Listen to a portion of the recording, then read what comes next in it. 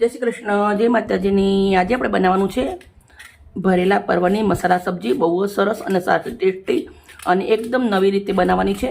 તો સૌથી પહેલા આવી રીતના પરવરને મેં આવી રીતના ઉખાડી દીધું છે। પછી એને આવી રીતના એક કટ લગાવી દેવાનું છે। કટ લગાવ્યા પછી અંદરથી આ બીજ નીકાળી દેવાના છે। દચ કરીને મેં રેડી રાખ્યા છે, પણ હું તમને એક કરી અને બતાવીશ। આવી રીતે મિશ્રણ વાટકીમાં કાઢી અને રાખી દીધું છે। મસાલો રેડી કર। હવે મસાલો રેડી કરવાનો છે। તો આપણે લસણની ચટણી મેં લીધી છે 1 ચમચી વાટીને। સાથે આપણે લીલી ચટણી 1 ચમચી નાખી દઉં છું। આદુ અને લસણ વાટેલા નાખવાના છે આપણે 1 ચમચી।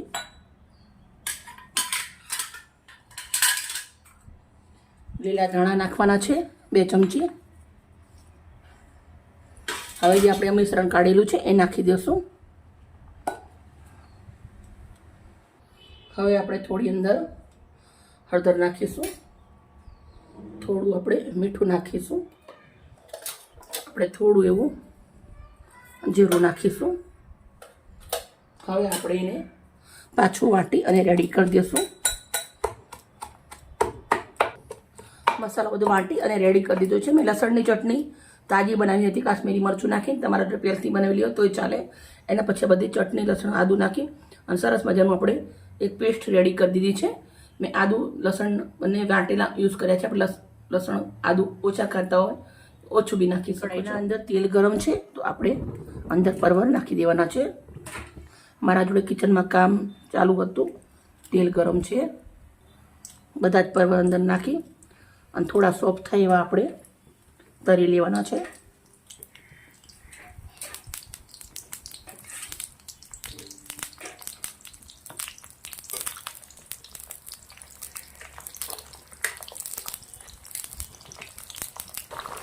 પરવર આપણા થોડા સોફ્ટ થઈ ગયા છે। હવે આપણે પરવરને ડીશના અંદર નીકાળી દઈશું। પરવરને બહુ પકાવવાના નથી, ખાલી થોડા એવા સોફ્ટ કરવાના છે। બધા જ પરવર આપણે નીકાળી દીધા।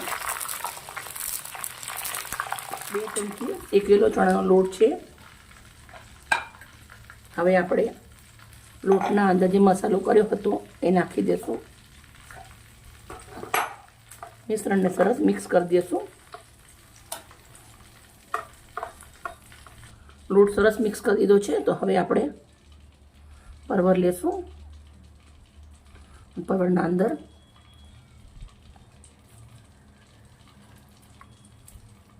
આવી રીતે મસાલો લગાવી દઈશું। થોડો થોડો મસાલો ભરી દેવાનો છે।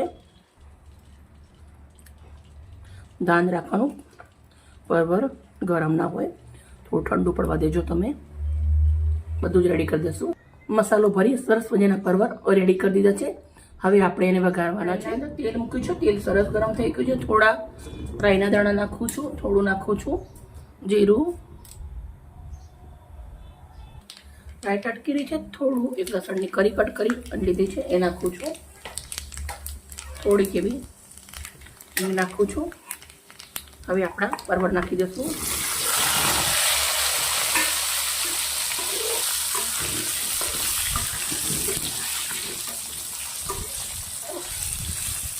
પરવરને તેલના અંદર સાંતળવા દેવાના છે, પણ થોડી નાખવાની છે અંદર ઉપરથી હળદર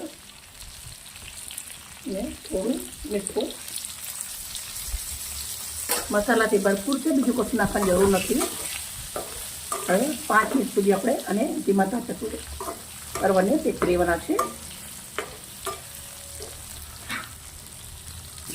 મિત્રો તમે જોઈ શકો છો આપણે પરવરની સબ્જી આલિશાન બની અને રેડી થઈ ગઈ છે। મસ્ત મજાની એકદમ કરારા કરારા પરવર બની ગયા છે।